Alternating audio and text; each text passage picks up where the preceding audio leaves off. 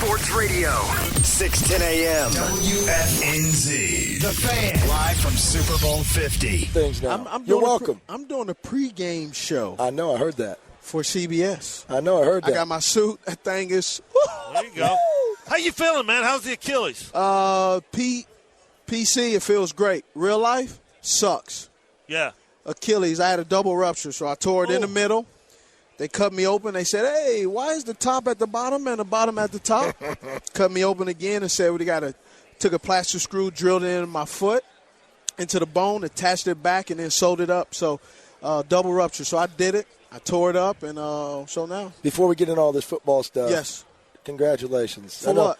For your son, man. I mean, I know that's awesome. That's awesome. It is. It was a great day for Steve Smith, the father. My firstborn. So July 13th, we hop in his car, and we're gonna drive. I get to drop him off to college. That is something that I never got to experience with my dad because I went to Utah and just. It wasn't there like that, but I still have a great relationship with him. You gonna cry? No, Am I gonna cry? Well, I know you're not a crier, but I'm not a crier. This is what I may do. You will cry. I may have a tear drop, but I'll hold it until he's not in sight. Mm-hmm. On the way back home. Yeah, because Pop. Yeah, it'll hit you. Pop is gonna be tough. My dad cried in front of me one time.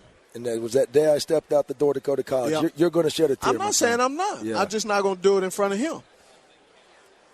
So when we did the signing day, I'm glad they didn't ask me to talk. I would have started crying. I couldn't. Do you have enough, tissue for Angie? Because I know she's going to cry. Man, she crying. They were crying at the signing. They was crying at the signing.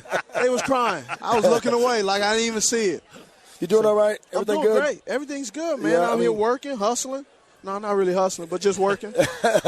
Talk about this game a little bit. You look at this team. This game. Yeah, you're going to have to break it down Sunday, so let's break it down. You ready? So this You're game. getting some reps in right now. Oh, so this game, honestly, as you look at the numbers, you see this defense. This defense is playing lights out. They're doing a fantastic job. It's going to be this is actually going to be a chess match. I don't think it's going to be as easily as Carolina has done. And I've said this earlier on the Dan Patrick Show. A lot of people are like, oh, of course, he's throwing shade. Give me one guy that predicted that in the first half the Carolina Panthers were going to be up 31-0. Anybody? No. They are playing. This is their time. They are playing unbelievable football. You see it against Arizona. First 3 touchdowns in their 6 drives. 3 touchdowns and 6 drives against Arizona. 3 touchdowns and 3 drives against them. They have to have a fast start.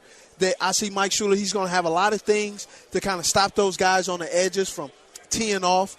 The key that's going to be the O-lineman. The O-linemen I don't think have played a team. He's finally learning. O-line has not played a team that has this 3-4 that has 2 guys on the edge that are coming. Then they got 2 guys in the inside that'll lock it up. And then you got 2 young, fresh leg rookies coming off the edge.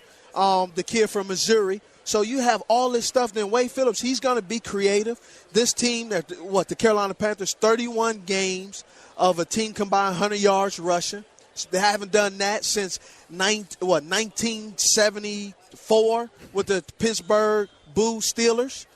So you have all those things that are going on, man. It is unbelievable how many of this game that you have that is not going to be a typical game in which you got unfamiliar heroes. You got Ted Ginn. He's going to be an unfamiliar hero. He's not a guy that you will say, oh, when you line up, you have to watch out for him based on when you compare him to Demaryius Thomas or Emmanuel Sanders. But he is that guy. And then you got, if Greg Olsen gets 100 yards, he'd be the 3rd tight end in NFL history, have 100 yards in a Super Bowl. So it's a lot of great things going on in here that's going to be potentially some groundbreaking stats that probably won't be broken for a while. There's